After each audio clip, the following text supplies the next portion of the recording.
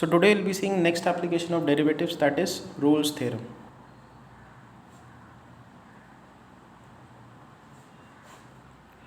Now to understand it, let us consider this function x और यहाँ पे है y is equal to fx.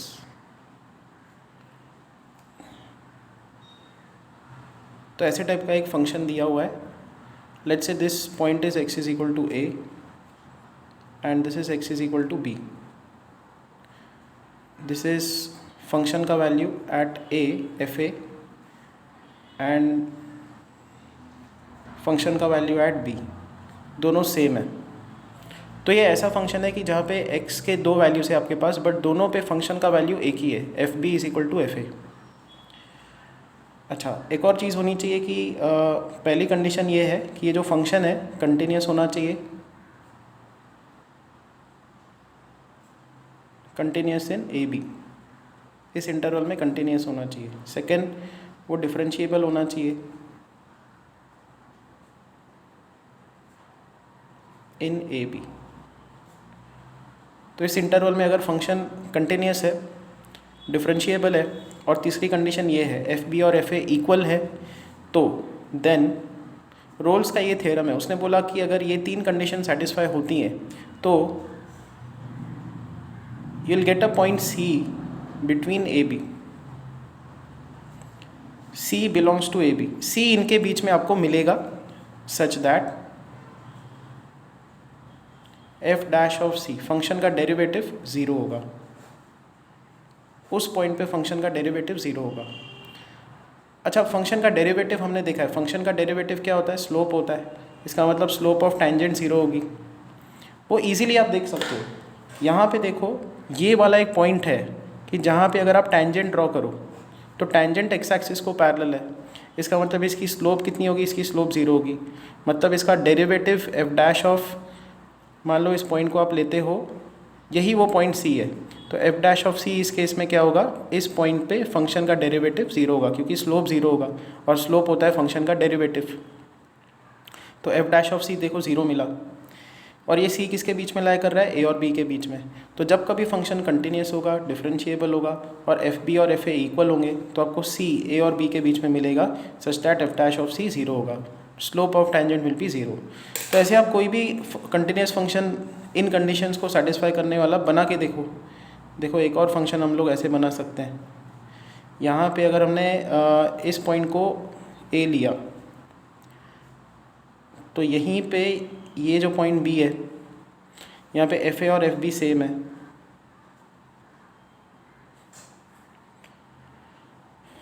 और फिर because F A and F B same है, ये फंक्शन कंटिन्यूस भी दिख रहा है, कहीं पे भी ब्रेक नहीं है, डिफरेंशिएबल है. तो यहाँ पे आपको फिर से एक पॉइंट मिल गया ए और बी के बीच में such that F dash of C is zero. अब हम लोग डायरेक्टली आते हैं इसके एक्सरसाइज क्वेश्चंस पे. तो एक्सरसाइज 2.3 क्वेश्चन नंबर 1. सो देखो, क्वेश्चन नंबर 1 में check the validity of Rolle's theorem for the following functions. कि रोल्स थ्योरम की जो वैलिडिटी है वो हमको चेक करनी है इन फंक्शंस पे, कि रोल्स ने जो बोला वो सही है कि नहीं, वो ठीक है कि नहीं. अच्छा, अब दो चीज़ें आपको याद रखनी है. एक दो चीज़ें हैं, वैलिडिटी और यहाँ पे है वेरीफाई. देखो, दोनों में क्या फ़र्क है? वेरीफाई का मीनिंग ये है कि रोल्स ने जो बोला वो ठीक है कि नहीं, whether Rolle's said is right और नॉट, इज राइट और नॉट, कि उसने जो बोला वो सही है कि नहीं. तो पूरा का पूरा जो थ्योरम है वो हमको इस पे चेक करना होता है इन प्रॉब्लम्स में. अच्छा, वैलिडिटी का मीनिंग क्या है? वैलिडिटी मतलब रोल्स थ्योरम लगा सकते हो कि नहीं इस पे, वो बताओ. तो वैलिडिटी का मीनिंग ये है कि whether you can apply Rolle's theorem और नॉट, अप्लाई रोल्स और नॉट. रोल्स थ्योरम अप्लाई कर सकते हो कि नहीं, मतलब यहाँ पे आपको सिर्फ वो तीन कंडीशन चेक करनी है कि कंटिन्यूस है कि नहीं, डिफरेंशिएबल है कि नहीं, और एफ ए और एफ बी इक्वल है कि नहीं. आपको बस ये तीन चीज़ें चेक करनी है हर सम के लिए. अगर ये तीनों चीज़ें सेटिस्फाई होती है तो आप बोलोगे कि Rolle's theorem is valid, Rolle's theorem आप लगा सकते हो. इसमें क्या करोगे? इसमें बस आपको चेक भी करना है कि जो रोल्स ने बोला वो ठीक है कि नहीं, वो सही है कि नहीं, वो इन फंक्शंस पे अप्लाई होता है कि नहीं। ठीक है, हम लोग जैसे जैसे सम्स देखेंगे आपको क्लियर होते जाएगा। अभी इतना समझ लो कि आपको ये 3 कंडीशंस इन हर सम में चेक करनी है कि ये तीनों कंडीशन सेटिस्फाई होती हैं कि नहीं। तो जो पहला क्वेश्चन है उस पर आते हैं। f(x) is equal to x square minus 4x plus 3 and x belongs to the interval 1,3, ये दिया हुआ है। तो पहला कंसेप्ट आप क्या लगाओगे यहाँ पे, फंक्शन f(x) इज कंटिन्यूस। अच्छा, क्यों कंटिन्यूस? बिकॉज वो एक पॉलिनोमियल फंक्शन है। पॉलिनोमियल फंक्शन एक स्टैंडर्ड फंक्शन होता है और ये स्टैंडर्ड फंक्शंस हर कहीं पे कंटिन्यूस होते हैं। तो ये फंक्शन तो हमेशा ही कंटिन्यूस है, तो 1,3 में तो ये कंटिन्यूस है ही। सेकंड, ये फंक्शन डिफरेंशिएबल भी है। अगेन क्या है, ये पॉलिनोमियल फंक्शन है इसलिए डिफरेंशिएबल है। पॉलिनोमियल फंक्शन स्टैंडर्ड फंक्शंस होते हैं और वो लिस्ट ऑफ सारे स्टैंडर्ड फंक्शंस, ये कंटिन्यूटी में हमने देखा है।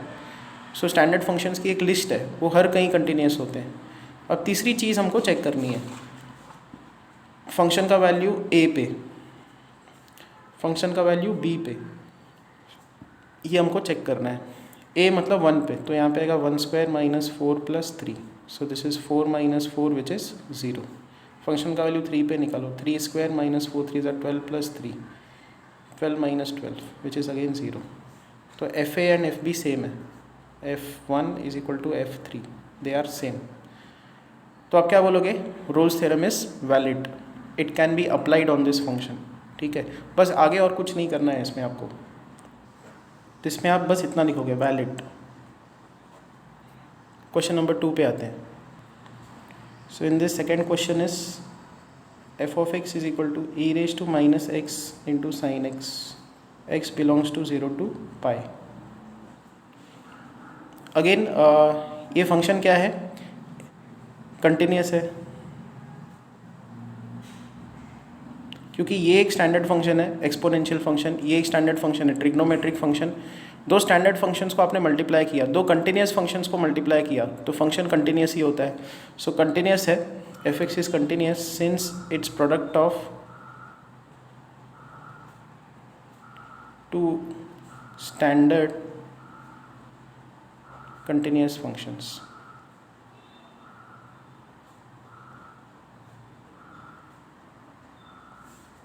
उसके बाद ये डिफरेंशिएबल भी है, सेम यही reason, it's a product of two continuous standard functions. और बस थर्ड कंडीशन हमको अब चेक करनी है, f ऑफ 0, a का वैल्यू 0 है यहाँ पे, तो x का वैल्यू 0 पुट कर दो, e raise to minus 0 into sine 0, sine 0 0 होता है, this is 0, e raise to minus 0 1 होता है, 1 into 0 is 0। f of pi निकालो, e raise to minus pi sine pi, sine pi होता है 0, so this is 0। So because F A and F B same है, तीनों condition satisfy हो रही है, सो आप लिखोगे valid, roles theorem is valid. Third question, f of x is equal to 2x square minus 5x plus 3, x belongs to 1,3। Again यहाँ पे मैं पूरी सेंटेंस नहीं लिखता, ये कंटिन्यूस है। सेकेंड, ये डिफरेंशिएबल भी है क्योंकि स्टैंडर्ड पॉलिनोमियल फंक्शन है। थर्ड चीज़ हमको चेक करनी है, f ऑफ 1 होगा 2 माइनस 5 प्लस 3 विच इज़ 0, और f ऑफ 3 निकालो, so 2 into 9 minus 15 plus 3, so 18 minus 15 plus 3, ये कितना आएगा 6। देखो f A and F B same नहीं आ रहे, f of 1 is not equal to f of 3, because F A and F B same नहीं आ रहे, it is invalid। Fourth, f(x) is equal to sin x minus cos x plus 3 and x belongs to 0 to 2 pi। Standard function, trigonometry function है ये, और ये constant function, this is standard function, ये continuous है, differentiable भी है। तीसरी condition हम लोग चेक करेंगे। एफ ऑफ ज़ीरो का वैल्यू होगा 0 - 1 + 3 which is 2 and f of 2 pi calculate करेंगे which is sine of 2 pi 0 minus cos of 2 pi is 1 + 3 which is 2। So because F A and F B same है, Rolle's theorem is valid in this sum. Fifth, f of x is equal to x square 0 x less than or equal to 2. This is 6 minus x if it is 2x minus 6. तो continuity के बारे में क्या बोलोगे? ये function continuous है 0 और 2 के बीच में, ये फंक्शन कंटिन्यूस है 2 और 6 के बीच में, क्योंकि ये भी पॉलिनोमियल है, ये भी पॉलिनोमियल है।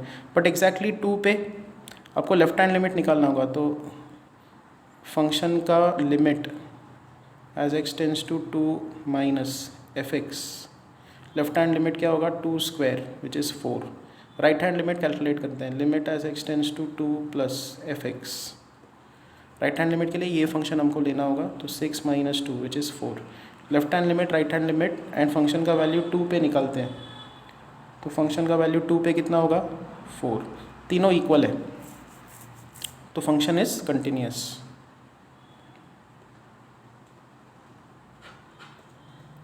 डिफरेंशियबिलिटी के बारे में भी चेक करना होगा हमको, तो आपको क्या करना होगा, इस फंक्शन का डेरिवेटिव लेना होगा। तो मैं यहाँ पे लिखता हूँ, देखो इस फंक्शन का डेरिवेटिव, एक्स स्क्वायर का डेरिवेटिव 2x, तो इधर x की रेंज क्या है 0 to 2 एंड इट इज़, इसका डेरिवेटिव है -1 और यहाँ पे रेंज है 2 से लेकर 6। तो left hand derivative, right hand derivative आपको चेक करना होगा। लेफ्ट हैंड डेरिवेटिव की वैल्यू कितनी है? लेफ्ट हैंड डेरिवेटिव के लिए ये फंक्शन पकड़ना होगा, 2 के लेफ्ट में ये फंक्शन है और x का वैल्यू 2 पुट करना होगा, तो left hand derivative is 4। Right hand derivative, 2 के राइट में इसका डेरिवेटिव है -1, because left hand derivative and right hand derivative are unequal. So आप क्या लिखोगे यहाँ पे, f dash of 2 minus left hand derivative is not equal to f dash of 2 plus right hand derivative, they are unequal. तो आप क्या लिखोगे, this is not differentiable,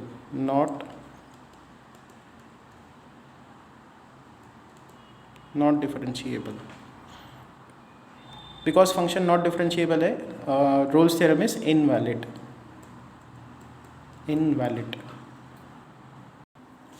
अब आते हैं 6th क्वेश्चन पे, f of x is equal to x raise to 2/3, x belongs to -1 to 1। Now again ये function क्या है, कंटिन्यूस है, ठीक है। कंटिन्यूटी चेक करने के लिए आप क्या बोलोगे यहाँ पे, again this function f x is continuous in -1, differentiability, आप इसका डेरिवेटिव निकालो। So this is 2/3 x raise to 2/3 -1, so ये आएगा 2/3 x raise to -1/3 which is 2/3 cube root of x. अब देखो ये फंक्शन नॉट डिफरेंशिएबल है, क्यों? क्योंकि -1 और 1 के बीच में 0 आता है, x जो है वो -1 और 1 के बीच में लाई कर रहा है, तो इसमें एक वैल्यू है x is equal to 0। x का वैल्यू अगर आप 0 पुट करते हो यहाँ पे, तो फंक्शन का डेरिवेटिव नॉट डिफाइंड आता है, तो f dash of 0 is not defined, therefore not differentiable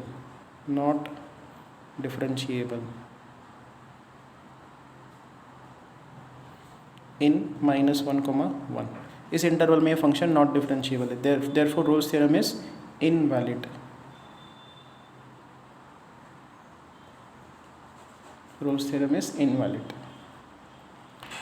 उसके बाद क्वेश्चन नंबर 2 पे आते हैं। Given the interval a b, एक इंटरवल ए बी हमको दी हुई है, satisfies the Rolle's theorem, Rolle's theorem satisfy करती है for this function x raise to 4 plus x square -2। It is known that a is -1, a का value -1 है, find value of b. Because Rolle's theorem applicable है, तो F A and F b क्या होगा, same होगा। F a क्या होगा, a raise to 4 plus a square -2 is equal to f b. F b क्या होगा, b raise to 4 plus b square -2। ये कंडीशन हमने लगा दी। नाउ ए का वैल्यू -1 है, तो -1 रेज टू 4 इज़ 1, -1 का square is 1, -2 is equal to b⁴ plus b² - 2 ये है 0, तो b⁴ प्लस b² - 2 इज़ 0। इसको फैक्टराइज करेंगे तो b⁴ plus 2b² - b² - 2 is 0, b² into b² plus 2 minus 1 into b² plus 2 is 0। तो दो फैक्टर्स आएंगे b² - 1 b² प्लस 2 इज़ 0। यहाँ से b² की वैल्यू 1, b² प्लस 2 इज़ 0। अभी ये कभी भी 0 नहीं हो सकता क्योंकि इसके लिए b² को -2 होना पड़ेगा। b should be root of -2 plus और माइनस। अब रूट के अंदर -1 है तो this is plus minus j√2। Complex number, b तो रियल नंबर है, ये पूरा रियल एनालिसिस है, तो b का वैल्यू होगा 1, -1। तो क्वेश्चन नंबर 2 का आंसर ये है। ओके, अब आते हैं क्वेश्चन नंबर 3 पे। इसमें वेरीफाई करना है Rolle's theorem, verify Rolle's theorem.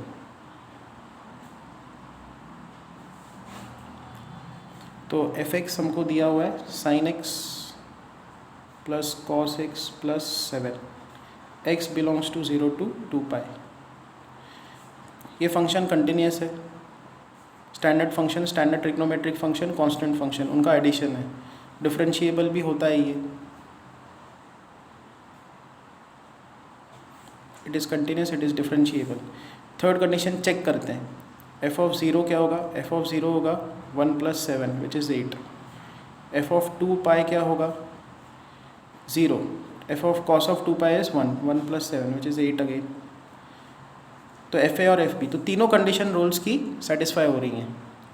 अब हम लोग क्या करेंगे, हम लोग को उसका जो अगला स्टेप है वो देखना है, हमको एक c पॉइंट निकालना है, f' = 0 लगाएंगे हम लोग, इसका डेरिवेटिव निकालेंगे तो cos x minus sin x, ये f' है। तो हमको रोल्स की अगली कंडीशन ये वाली लगानी है, f' = 0, f' ये है, तो f' क्या होगा cos c minus sin c = 0 करेंगे, तो यहाँ से क्या आएगा cos c = sin c। cos और sin इक्वल कब होते हैं, 45 डिग्रीज़ के लिए, ठीक है। तो 45 कितना होता है π/4। उसके बाद फिर से sin और cos इक्वल कब आते हैं, तो ये देखो π/4 के लिए इक्वल आते हैं। उसके बाद यहाँ पे 3π/4, 3π/4, 5π/4, 5π/4 के लिए इक्वल आते हैं।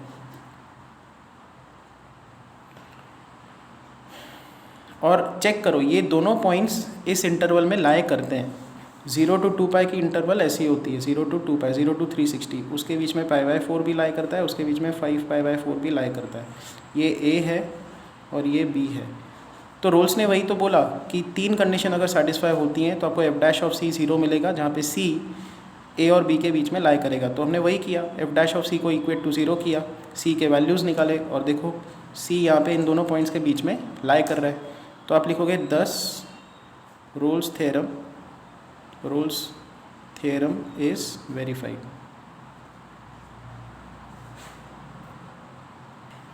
इसी में जो अगला क्वेश्चन है सेकंड, उस पे आते हैं। तो f(x) = दिया हुआ है sin of x/2, x belongs to 0 to 2π। Again this function is continuous, differentiable।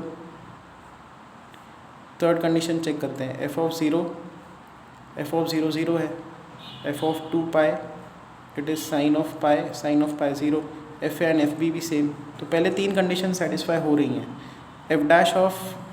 f' निकालते हैं, फंक्शन का डेरिवेटिव, साइन का derivative cos x/2 into x/2 का डेरिवेटिव हाफ, f' = 0। हम लोग ये कंडीशन लगा के c निकालेंगे, तो cos c/2 into half = 0, cos c/2 = 0।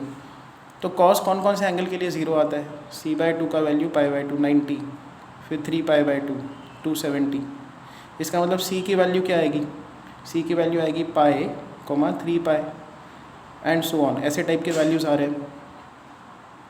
अब देखो a और b, यहाँ पे a 0 है, b 2π है, a is 0 एंड b = 2π, और c की वैल्यू हमको पाई मिल रही है, पाई डेफिनेटली इसके बीच में लाई करता है, 3π तो चलो इस रेंज के बाहर निकल गया, तो मिल गया ना, एक c हमको वैल्यू मिली a और b के बीच में, जहाँ पे एफ डैश ऑफ सी क्या होने वाला है, एफ डैश ऑफ सी 0 होने वाला है। दस verified, roles theorem is verified. अब इसी में आते हैं क्वेश्चन नंबर 3 पे। तो f of x is equal to x square minus 5x plus 9, x belongs to 1 to 4। Again पहली कंडीशन ये कंटिन्यूस है, सेकेंड कंडीशन ये डिफरेंशिएबल है, third condition f of 1 minus 5 plus 9 which is 5, f of 4 16 minus 20 plus 9 so which is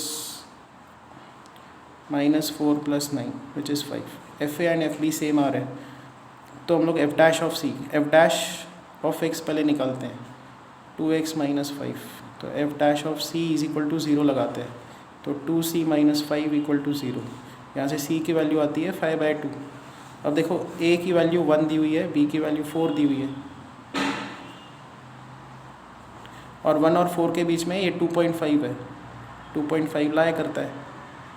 ये c की value, c a और b के बीच में लाई कर रहा है, दस रोल्स थ्योरम इज वेरीफाइड। तो रिमेनिंग सम्स हम लोग नेक्स्ट लेक्चर में देखेंगे।